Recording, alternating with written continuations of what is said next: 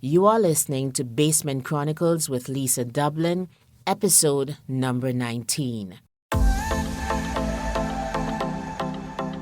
Hey, you made it! Welcome to my basement. I'm Lisa Dublin, a health and life coach, and I help professional and executive women to live, lead, and speak with confidence. Because you know what? Developing your confidence and deepening your faith in God is the best formula for an amazing life. So, are you ready? Let's go. Hey, podcast listeners, how are you all doing? Today we want to talk about calling. You remember how a couple episodes ago I gave my story finally about how I have come to be walking in my calling? And since that time, a lot of people have reached out to me and asked, how do I know what my calling is? Also, I am presently coaching a client or two who specifically came for that reason, to find a thing that they wanted to do for the rest of their lives. I like to put it this way. What would I like to sink my teeth into for the rest of my life? I wish it were my quotation, but it isn't. I got it from this book, Jordan Rayner's Master of One. And this book was so instrumental in helping me to hone in on the things that I was meant to do and to get me on that path. I would recommend that you go out and read it. The book is called Master of One, and the author is Jordan Rayner. I'm going to put a link in the show notes where you can get it on Amazon. But that's the question for today. Are you walking and doing the thing that you want to sink your teeth into for the rest of my life?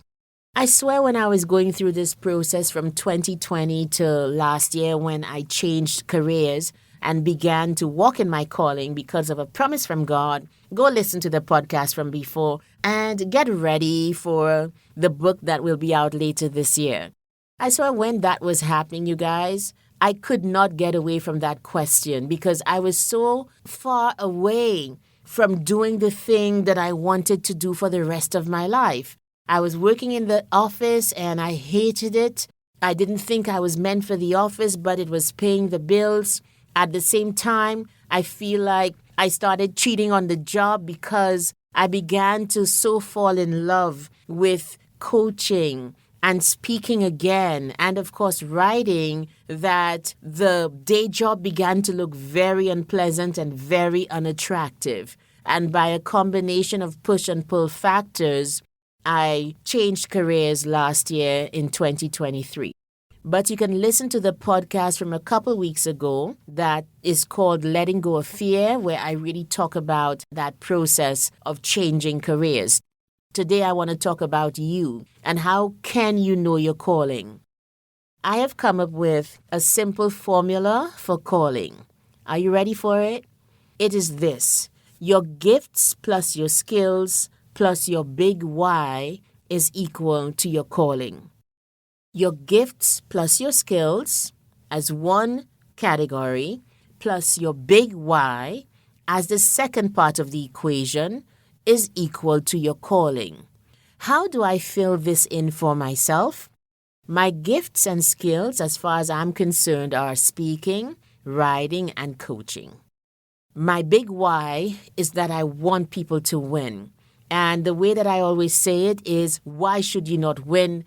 I get a righteous anger when I see people losing because of weaknesses within that can be solved, or because life is beating down on them and there's nobody to help them through it. That's why I became a coach. Why should you not win? And so, through my inspirational speaking and through my coaching, through my trainings, etc., they are all meant to help people to win. That is my big why. And so the calling is combining those gifts and skills in the pursuit of my big why. And I can do this all day, whole day. Okay? But I understand that so many things get in the way of us getting to our calling. And so I wanted to help you today with a training that I usually do to help people to start to kind of think of a couple questions to bring them closer to discovering themselves more deeply and perhaps coming some ways towards finding the big calling. Okay? Let's start with how to kind of find your why. There is a book by Michelle Kulapa, I will put it in the show notes as well. And she talks about finding your why, finding your calling. I'll put that book in the show notes and you can check it out for yourself. But I took a couple key questions from her that helped me in the answering of them to get closer as well to finding my big calling. Here are these questions. Ways to figure out your why. What frustrates you? What angers you? What ideas continuously occupy your mind? Do you have a desire or passion that won't go away? In what area do you have a particular compassion for others? What gives you a sense of accomplishment and purpose? What or who do you have a burden for? There are a couple others. For example, these ones are so important. Where have you suffered and learned? What is your most impactful memory of winning? What is your most impactful memory of losing at life? That list of 10 questions is by no means exhaustive. Of course you know that. But while I was saying these questions, did anything come to mind? Did anything rise to the surface for you? For example, when I said, where have you suffered and learned? Did a certain incident or time in your life certainly rise to the surface? Please note it. So you can go back through the podcast and note the questions and perhaps answer them for yourself. Then it begins to give you a kind of sense of who you are and the things that matter to you about what you should be solving in the world. Because what I've found is many times we want to solve the things that we ourselves experience and we don't want other people to go through. I know for me, because I've had such debilitating experiences of losing at life, losing everything and starting over, just being depressed and being bulimic, having to leave school and then come back. That was the very first Waterloo. And then losing business and having to start all over again was another one. Those experiences, I think, sear you, SEAR. They sear your soul and they do something to you. And because of those experiences and having literally been at the nadir of my life, I don't want other people to have to go through it. And so I approach loss and the underdog with a righteous kind of anger to help, to win, to get on the other side of it. That's my big why. And these questions helped me to get to that. I think the other part of my equation of finding your calling, the gifts and skills, are perhaps a little easier. I'm going to ask you a couple questions as well. And as I said, this podcast is by no means an exhaustive list of how to go about finding your calling. I'm just presenting it because these questions and that equation of gifts plus why equals calling, that equation has literally guided my own journey, and I'm living it out so successfully that I think, and I'm looking at other people who I coach and other people who are successful and realizing it's not just the gifts and the skills that they have. It is putting those gifts and skills to a bigger purpose, a deep thing that they want to do in the world that keeps them consistent, keeps them fresh, keeps them keeping on doing the thing that they want to keep on doing all the days of their lives. That's what I've seen in the world. And when I look at my little life, the consistency that I'm building and the way that certain things, I keep on going back to them, improving them, but staying in those lanes, it tells me that I'm onto something. And I hope this process can help you too. Okay, that was a bit of a mouthful, so let's move along. I don't want to be too long today. Let's talk about how to discover your gifts and skills, and I'll tell you what I mean by that. The gifts are those innate things that come to you naturally, that you just seem to be blessed with. And the skills are those things that you've honed along the way. I'll tell you what some of mine are, and you'll be mighty surprised, I'm telling you. Let's start with these questions for your gifts. What do you most love to do? What do you hate doing? That also is a sign of what you're not supposed to be doing. And that was when I articulated what I hated doing, I recognized why I hated being in an office. I was just too creative and, oh my goodness, I just found it a bit too, I don't even know what the word is, just that I didn't like it. Let's move on. What work do you do that does not seem like work? Answer that question for yourself. Here's another very lovely one that helped me as well, because what I put into that point was definitely speaking and writing and coaching, all three of them. Here's the question. What do you love to do that while doing it, you lose all sense of time? What do you love to do that while doing it, you lose all sense of time? Okay, there's a bit of a syntactical problem there with the question, but please ignore it and let's go to the essence of what it is asking. What can you do and just lose all sense of time? And when you look up, oh my goodness, it's hours later, but you've so enjoyed what you were doing that you didn't realize how time flew by. Here's another question for you. What do people call upon you to do all the time? Another question is, what seems easy for you to do and is difficult for others? These questions will help you to determine your gifts and your skills. Your skills, as I said, are those perhaps activities that you have learned to do, you have honed along the way. So, for example, although I rail against the office, I am really good administratively now of all of those years of working in an office. I learned systems, I learned to do procedures, I learned to schedule, to handle all of the Google Suite tools and to just get into that kind of life. And so I came into my business with a refined skill, a refined administrative skill of being able to handle those parts of my business that other people have to outsource. Do you see where I'm going with this?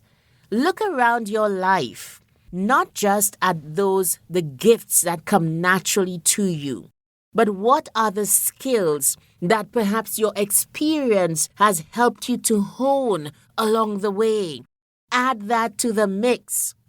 I think when you really sit back and you recognize who you are, what you're about, where your emotions are taking you, it will come together for you.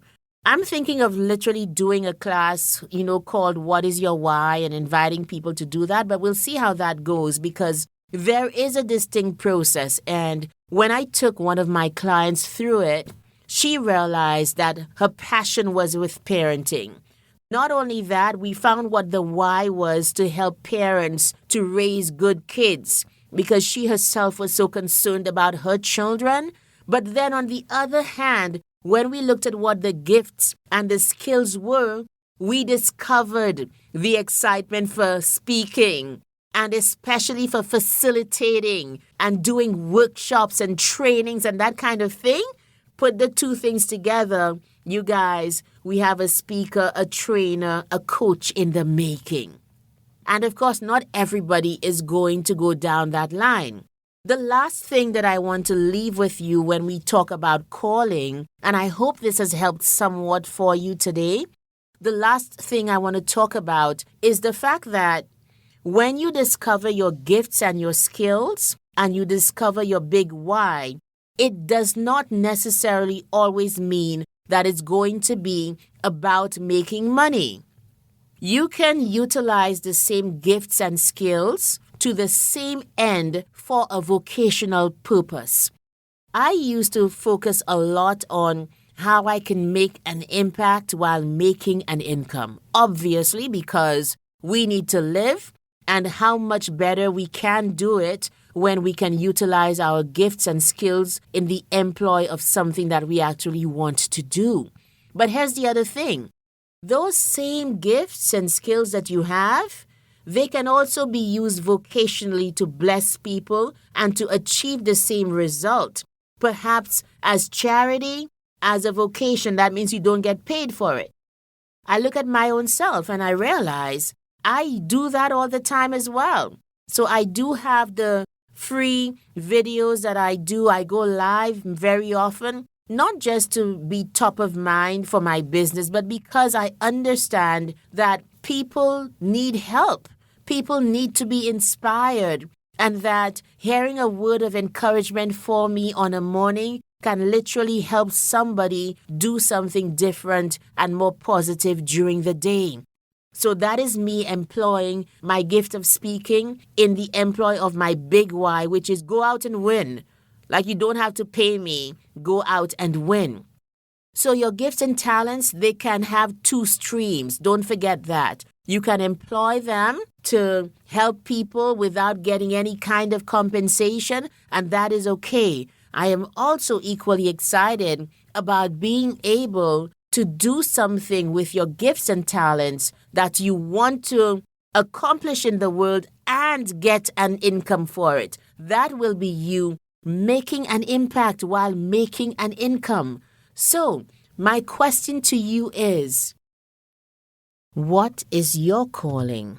Have you found it? Are you interested in finding it? If that is you, if you're wanting to find that thing that God made you to do, why don't you ask Him? I always say start with God because He made you and He knows you better than you know yourself. And perhaps if you are interested in my formula, you can reach out to me and we can do some work together to get you started and on the path to fulfill your calling. I hope this helps. I'll see you in the next episode. Bye. Thank you so much for listening today. Now, I know that you prioritize your growth and success. So if you feel stuck in any area of your life, why don't you consider life coaching? My signature program, How to Get Unstuck Total Transformation, has helped so many professional and executive women to free themselves of limiting beliefs and habits, learn to love and prioritize themselves, set firm boundaries and stick to them, be more confident, move up exponentially in their careers, and become the best versions of themselves. How badly do you want to get unstuck? How badly do you want to be the best version of you? If you desire more, take the first step right now.